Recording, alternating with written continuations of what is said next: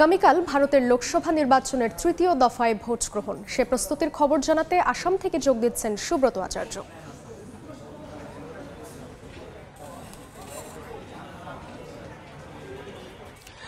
রাত পোহালে এই তৃতীয় দফার ভোট এর আগে 19 এপ্রিল এবং 26 এপ্রিল প্রথম এবং দ্বিতীয় দফার ভোট শেষ হওয়ার পর ভারতের জাতীয় নির্বাচন কমিশনের এখন বড় দায়িত্ব।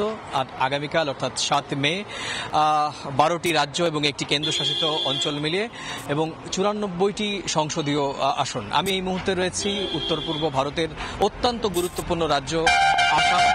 আরও সুনির্দিষ্ট করে বললে আসামের অত্যন্ত যে 14টি সংসদীয় এলাকা রয়েছে তার মধ্যে অত্যন্ত গুরুত্বপূর্ণ একটি সংসদীয় এলাকা বাংলাদেশ সীমান্ত ঘেঁষা, বিশেষ করে বাংলাদেশের কুড়িগ্রাম ঘেঁষা সংসদীয় এলাকা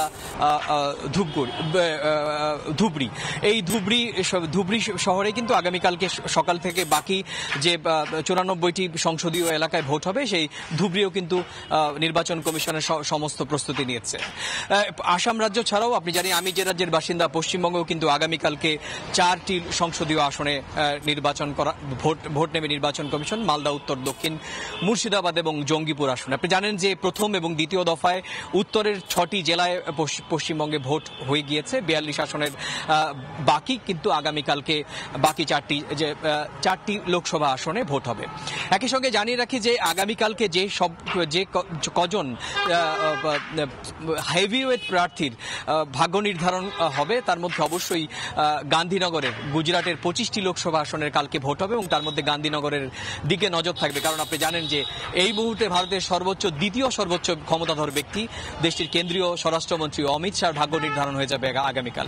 একই সঙ্গে আরও কেন্দ্রীয় সরকারের আরও 5 জন মন্ত্রী তাদেরও ভাগ্য কিন্তু আগামীকাল নির্ধারণ করা হবে। এবার আসি আমি এই মুহূর্তে আসামে রয়েছি এবং আসামের ধুবড়ীতে রয়েছি। ধুবড়ীর যে রাজনৈতিক বৈচিত্র্যময়তা সেটি কিন্তু আপনি জানেন যে ভারতের যে কটি সংসদীয় আসন রয়েছে, আপনি যে 543 আসন রয়েছে ভারতের লোকসভা, তার মধ্যে 15টি লোকসভা আসন যে আসনের এবং 15টি লোকসভা আসন সেগুলো কিন্তু সাধারণত মুসলিম অধ্যুষিত আসন।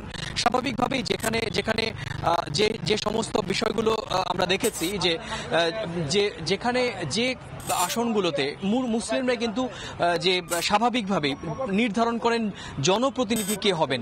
সুতরাং সেখানে এই ধুবড়ী যে অঞ্চলের যে সাধারণ মানুষ সেখানে কিন্তু আগামীকালকে কি ভোট দেবেন সেটা কিন্তু তারা নির্ধারণ করবেন। সে কারণেই কিন্তু নানা রকমভাবে আসামের যে 14টি লোকসভা আছে তার মধ্যে ধুবড়ী কিন্তু অন্যতম গুরুত্বপূর্ণ লোকসভা বলে রাজনৈতিক মহল মনে করছে। সরাসরি ছিলাম ভারতের আসামে।